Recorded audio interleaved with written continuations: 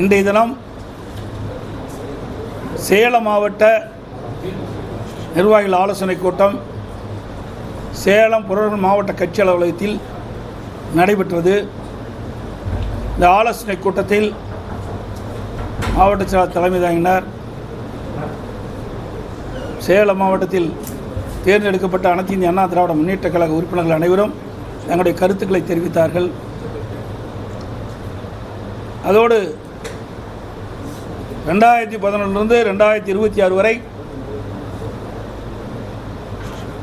சட்டமன்ற பொதுத் தேர்தலில் அனைத்து இந்திய அண்ணா திராவிட முன்னேற்ற கழகம் அதிக இடங்களில் வெற்றி பெற்று சேலம் மாவட்டம் அனைத்து இந்திய அண்ணா திராவிட முன்னேற்ற கழகத்துடைய கோட்டையாக விளங்கிக் கொண்டிருக்கின்றன என்பதை இந்த நேரத்தில் தெரிவிக்க விரும்புகின்றேன். சேலம் புறநகர் மாவட்டத்தை பொறுத்த வரைக்கும் 8 சட்டமன்ற தொகுதி இருக்கின்றன. அதில் 7 சட்டமன்ற தொகுதி வெற்றி பெற்றது. ஒரு சட்டமன்ற தொகுதி குறைந்த வாக்கு வித்தியாசத்திலே வெற்றி வாய்ப்பு இழந்திருக்கின்றோம். இருந்தாலும் தமிழகம் முழுவதும் அனைத்து இந்திய அண்ணா திராவிட முன்னேற்ற கழக கட்சி சார்பாக போட்டியிட்ட வேட்பாளர்கள் 47 இடங்களில் வெற்றி பெற்றிருக்கின்றோம்.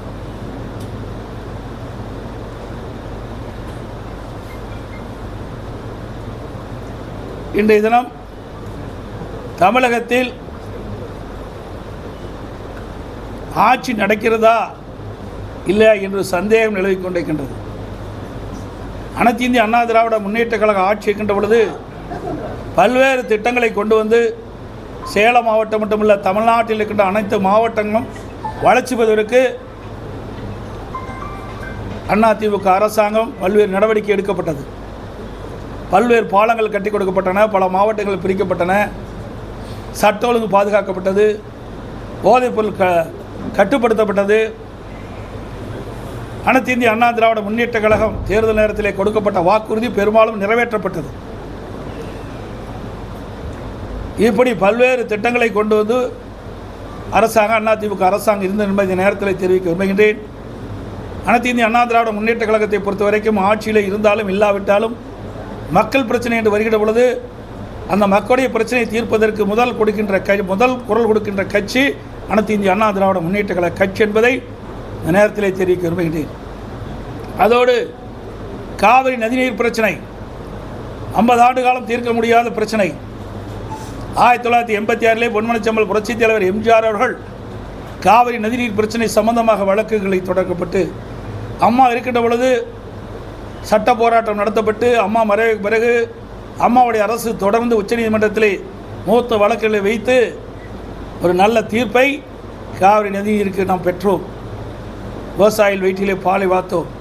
ஆண்டுக்கு 177.25 டிஎம்சி தண்ணீர் கர்நாடக அரசு கர்நாடகையிலிருந்து தமிழ்நாட்டுக்கு திறந்து விட வேண்டும் என்ற தீர்ப்பை பெற்ற அரசு அனைத்து இந்திய அண்ணா திராவிட முன்னேற்ற கழக அரசு.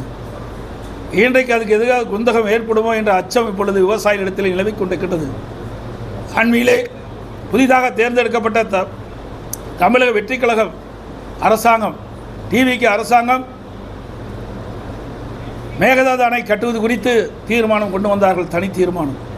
அதிலே நடுவர் மன்றம் அமைக்கப்படும் என்ற ஒரு அறிவிப்பை வெளியிட்டிருக்கின்றார்கள். ஏற்கனவே உச்சநீதிமன்றம் தெளிவான தீர்ப்பை கொடுத்திருக்கின்றது. 15 ஆண்டுகளுக்கு அந்த தீர்ப்பு தொடரும் என்று அறிவித்திருக்கின்றார்கள். கீழ்ப்படுகை மாநிலத்துடைய அனுமதி இல்லாமல் மேல் படுகையில் இருக்கின்ற மாநிலம் எந்த ஒரு கட்டுமானத்தையும் காவிரி ஆற்றிலே செயல்படுத்தக்கூடாது என்று தீர்ப்பை கொடுத்திருக்கின்றது. அதோடு காவிரி நதிநீர் பாசனம் பெறுகின்ற மாநிலங்கள் பாதிக்காத அளவிற்கு ஒரு நல்ல தீர்ப்பை உச்சநீதிமன்றம் வழங்கியிருக்கின்றது. அந்த தீர்ப்பிலே காவிரி நதிநீரை தடுக்கவோ தேக்கவோ திருப்பி அனுப்பவோ கூடாது என்ற தீர்ப்பை கொடுத்திருக்கின்றது. அப்படி இருக்கின்ற பொழுது நடுவர் மன்றம் தேவையற்றது. ஒரு குழப்பத்தை ஏற்படுகின்ற விதமாக புதிய அரசாங்கம் இதை அறிவித்திருக்கின்றது. விவசாயிடத்திலே மிக கொந்தளிப்பை ஏற்படுத்தியிருக்கின்றது.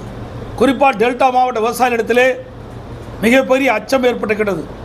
இன்றைக்கு ஊடகத்தின் வாயிலாக பார்த்தேன், தமிழகத்தில் இருக்கின்ற முக்கிய விவசாய சங்க தலைவர்கள் நடுவர் மன்றத்தை பற்றி குறிப்பிட்டு பேசியிருக்கின்றார்கள்.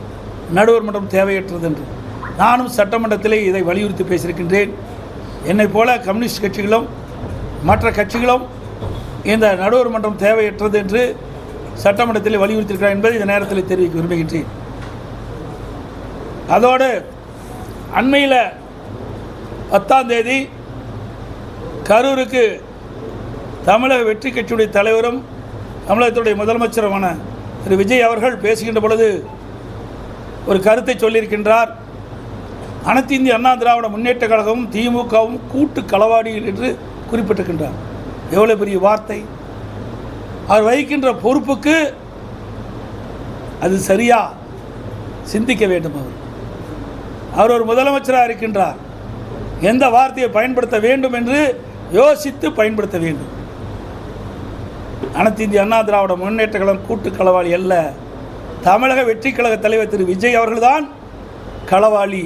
அனைத்து இந்திய அண்ணா திராவிட முன்னேற்ற கழகத்தின் சார்பாக போட்டியிட்டு இரட்டை சின்னத்திலே அவர்கள் போட்டியிட்டு வெற்றி பெற்றவர்களை குதிரை பேரத்தின் மூலமாக ராஜினாமா செய்து வைத்து அந்த ராஜினாமா செய்த உடனே அவர் டிவிகேயில் சேர்த்திருக்கின்றார்களே, இதுதான் எங்களுடைய சட்டமன்ற உறுப்பினர்களை ராஜினாமா செய்ய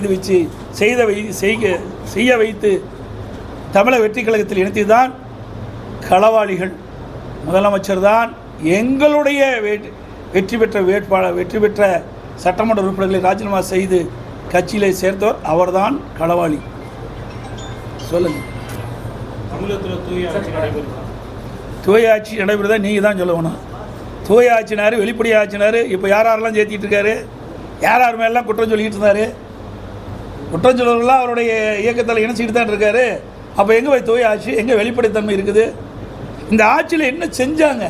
இந்த 60 நாட்கள் ஓடி போச்சு. இந்த 60 நாட்களில் இந்த ஆட்சியில் செய்த சாதனை என்ன? ஒன்று செஞ்சுருக்கிறாங்க. அதுவும் செஞ்ச மாதிரி தெரியல. சிங்கப்பெண் சிறப்பு அதிரடிப்படையணும். எனக்கு இரவில் ஒரு பிரச்சனை நடந்தால் அந்த சிங்கப்பெண் சிறப்படைக்கு யார் பாதுகாப்பு கொடுக்குது? இது ஏற்கனவே அனைத்து இந்திய அண்ணா திராவிட முன்னேற்ற கழக அரசாங்கம் இருக்கின்ற பொழுது, அம்மாவுடைய அரசாங்கம் இருக்கின்ற பொழுது காவலன் செயலி என்ற ஒரு அறிவிப்பை கொடுத்தோம்.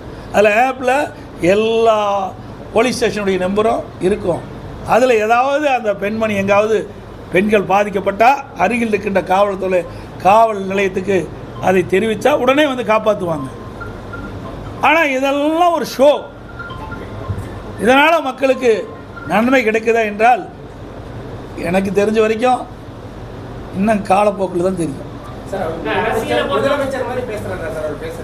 அதான் நீ கரூர் பேச்சை பார்த்தீங்களே, கரூர் பேச்சை இன்னும் முதலமைச்சர் அந்தஸ்துக்கே வரல. அவர் நாலாங்கட்ட பேச்சாக கூட தான் பேசிகிட்டு இருக்காரு. பஞ்சு டைலாக் பேசிகிட்டு இருக்காரு. ஆக்கப்பூர்வமான கருத்துக்களை பேசணும். தக்க வைக்கிறது இல்லைங்க, தக்க வைக்கிறதுங்கிறதா தவறானது. ஒரு கட்சியில் வெற்றி பெற்ற பிறகு இதுவரைக்கும் தமிழக வரலாறு இப்படிப்பட்ட நிலைமை இல்லை. இதுதான் முதல் நடக்குது. இன்னும் சொல்ல போனால் நிறைய ஓப்பனாக பேச முடியாது. இன்றைக்கு அது சொல்லக்கூடாது. அதை நம்ம பிறகு சொல்ல. சில விஷயங்களை சொல்ல முடியும், சில விஷயங்களை சொல்ல முடியாது. என்ன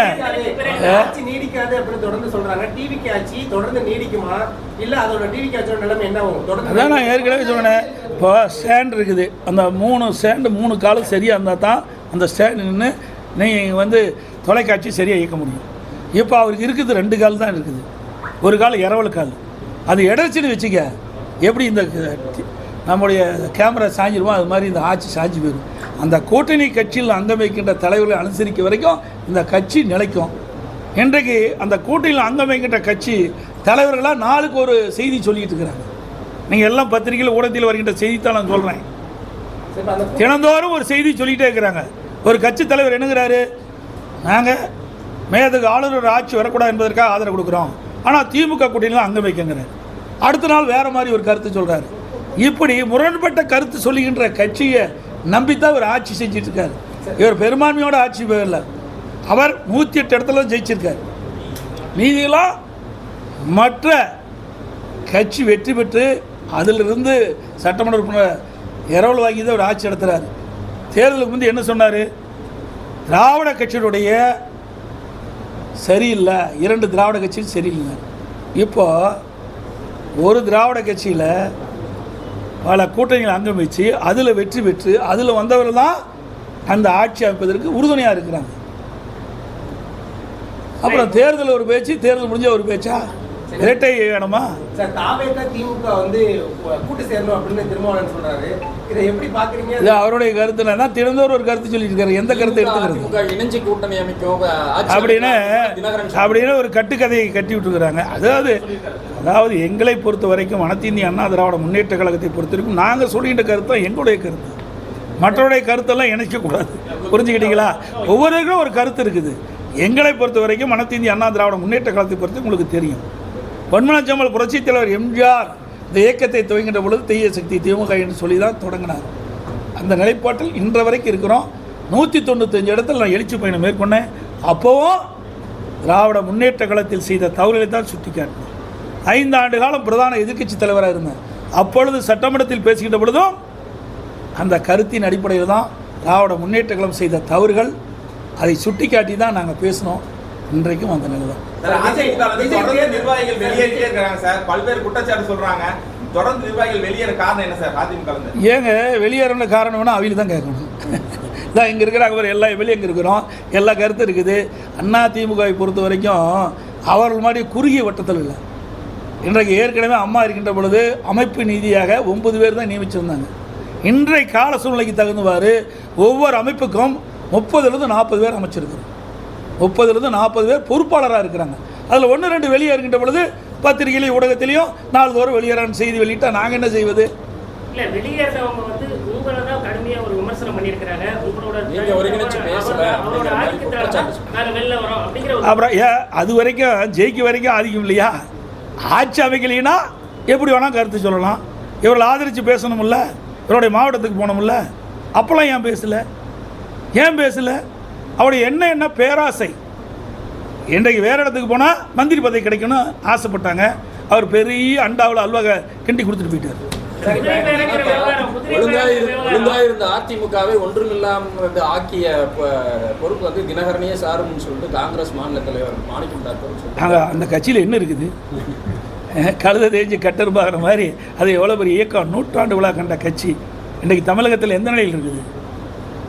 அவர் பேசுகிறாரு, ஏதாவது புதுசாக வந்திருக்கிறாரு, ஏதாவது பேசி விறுவிறுப்பான செய்தி வெளிவரணுங்கிறதுக்காக அந்த கருத்தை அவர் சொல்லியிருக்கிறார். காங்கிரஸ் நிலைமை பரிதாபமான நிலைமை. இப்போ தனியாகவே ஜெயித்தாங்க. திமுக ஆதரவோடு போட்டிட்டாங்க. பல கட்சிகள் ஒன்றாக சேர்ந்தது. அப்போ ஜெயித்தாங்க. அப்போ கூட என்ன சொன்னார்?